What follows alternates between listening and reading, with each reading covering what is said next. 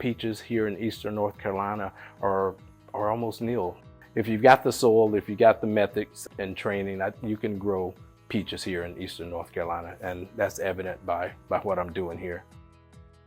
Peaches were the first thing I planted, but peaches, it takes 3 years to produce and harvest marketable crop of peaches. So that's 3 years of input with planting, with irrigation, with fertility, with fungal disease management, with insect management, that you're not getting that return on. So that's 3 years I knew that I wouldn't get a return.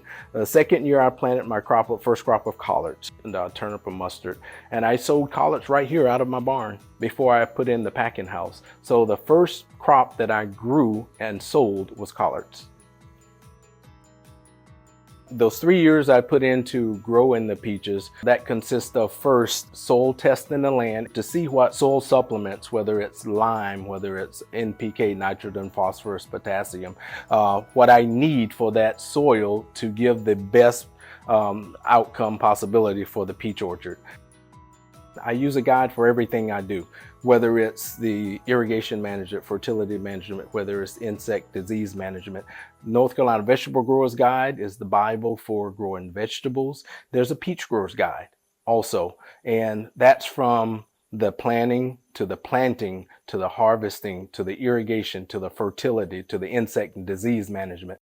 Not only you plant the trees and you train the trees, but every year you have to prune the trees.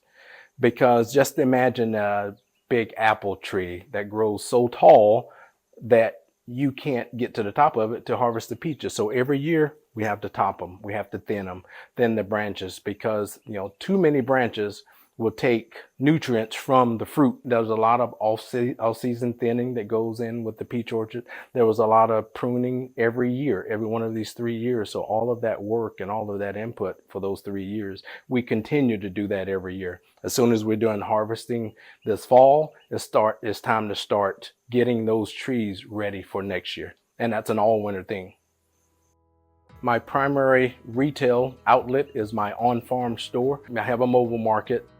Sometimes I'll go to farm events where they have other vendors there. So I'll pack up and take tents and tables and our produce to those mobile markets. And I've got a grant in for a refrigerated trailer to be able to do more of that, to be able to go to some of these food desert locations in our county and surrounding counties, because fresh nutritional vegetables provides for healthy living. I attended a lot of auctions, but every month I'd go to the auction in Charlotte, the agricultural auction. So I bought a lot of used equipment from there.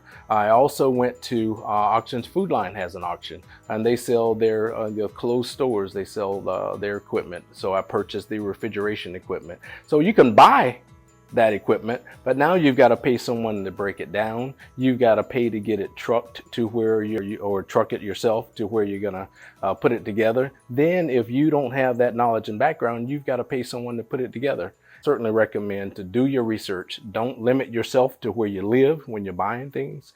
Go out of county, even if you've got to go out of state. If it costs you your time and your gas, go where it is, but understand what it is you're buying, because you can buy junk and it ends up sitting there on your farm, or you spend a whole lot of money to implement that tool on your farm. I would say though, this is not how you have to start. You can be as small and as simple as you can. I've almost quit several times. Every day on a farm or in your farm plan and in your farm management, there are all kinds of problems. There are some days the farm wins, some days the farmer wins. And the day that the farm is going to win, I'll pack up and go home. There's a lot of humbling going into growing fruits and vegetables. I would certainly encourage someone to start small. I'd encourage someone to learn as much as you can before you go spending money, because it is a lot of money. Even at the small scale, you have seeds, you have fertilizer, you have equipment, then you have whatever you're going to package and sell your products in. Then you have marketing. So all of these costs, when you put them on paper, hence that business plan, that's one number. But when you get boots on the ground and when you start doing the work, that number goes way high.